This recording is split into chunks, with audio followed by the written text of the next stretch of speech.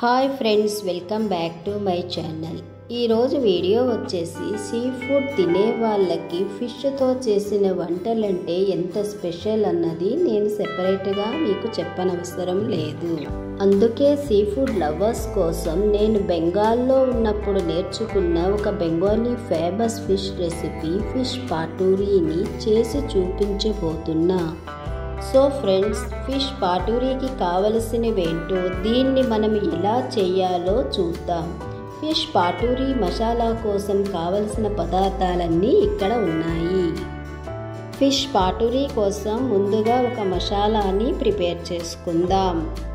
ఇప్పుడు ఒక మిక్సీ జార్ని తీసుకొని దానిలోనికి 15 మినిట్స్ నానబెట్టిన 1 టేబుల్ స్పూన్ పసుపు ఆవాలని, 15 మినిట్స్ నానబెట్టిన 2 టేబుల్ స్పూన్ బ్లాక్ ఆవాలని, 2 నుంచి 3 పచ్చిమిరపకాయలని, ఒక చిన్న అల్లం ముక్కని, 4 నుంచి 5 జీడిపప్పులని, కొంచెం ఉప్పుని, 1 టేబుల్ స్పూన్ కొబ్బరికూరని వేసి మెత్తగా పేస్ట్ చేసుకోవాలి.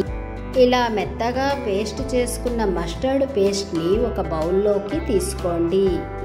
ఇప్పుడు ఈ మస్టర్డ్ పేస్ట్లోకి బాగా బీట్ చేసిన 1 టేబుల్ స్పూన్ పెరుగుని, 1/2 టేబుల్ స్పూన్ పసుపుని, 1 టేబుల్ స్పూన్ మస్టర్డ్ ఆయిల్ లేదా వెజిటేబుల్ ఆయిల్ని వేసి అంతా మిక్స్ అయ్యేటట్టు బాగా కలుపుకోవాలి.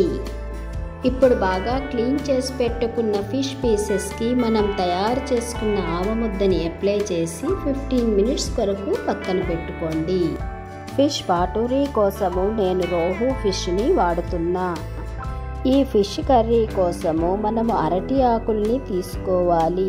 వాటిని బాగా క్లీన్ చేసుకొని నేను చూపించే విధముగా స్టవ్ పై కొద్దిగా వేడి చేసుకోవాలి. ఇలా చెయ్యటం వల్ల ముదురుగా ఉన్న అరటి ఆకులు కొంచెం మెత్తబడతాయి. లేదంటే మనము ఫిష్ పెట్టి ఫోల్డ్ చేసినప్పుడు ఆకు చిరిగిపోతుంది. లేత అరటి ఆకులకి ఇలా వేడి చేయనవసరము లేదు. మెత్తబడిన అరటి ఆకుపై మనం చేసి పెట్టుకున్న ఆవముద్దని పెట్టి దానిపై మనం మ్యారినేషన్ చేసి పెట్టుకున్న ఫిష్ పీస్ని పెట్టి నేను చూపించే విధముగా ఫోల్డ్ చేసుకోవాలి. ఇలా ఫోల్డ్ చేసుకున్న తరువాత ఫోల్డింగ్ ఊడిపోకుండా ఉండడానికి అరటాకు నారతో కానీ కాటన్ దారంతో కానీ కట్టుకోవాలి. ఇదే విధముగా మిగిలిన ఫిష్ పీసెస్ని కూడా ర్యాప్ చేసుకోండి.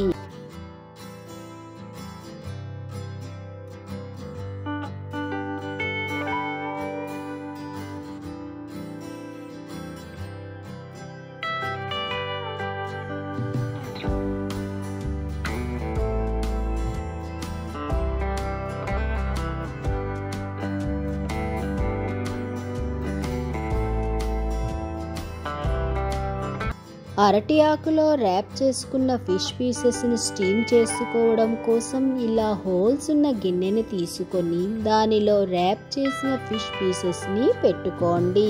ఇప్పుడు వెడల్పుగా ఉండి అడుగు మందంగా ఉన్న ప్యాన్లో నీరు వేసి వేడి చేసి దానిపై ఈ గిన్నెను పెట్టి మూత పెట్టి 15 మినిట్స్ స్టీమ్ చేసుకోవాలి. అంతేనండి, ఈజీగా సింపుల్గా బెంగాలీ వాళ్ళ ఫేమస్ ఫిష్ పాటూరీని ఎలా చెయ్యాలో చూశారు కదా. మీరు కూడా ఈ రెసిపీని ఒకసారి ట్రై చేసి మీకు ఎలా వచ్చిందో నాకు కామెంట్స్ ద్వారా తెలియజేయండి. అలాగే నా వీడియోస్ అన్నింటినీ మిస్ అవ్వకుండా చూడాలంటే నిర్మలాస్ కుకింగ్ మ్యాజిక్ని లైక్ చేసి షేర్ చేసి సబ్స్క్రైబ్ చేసుకోవటం మర్చిపోవద్దు. Thank you for watching.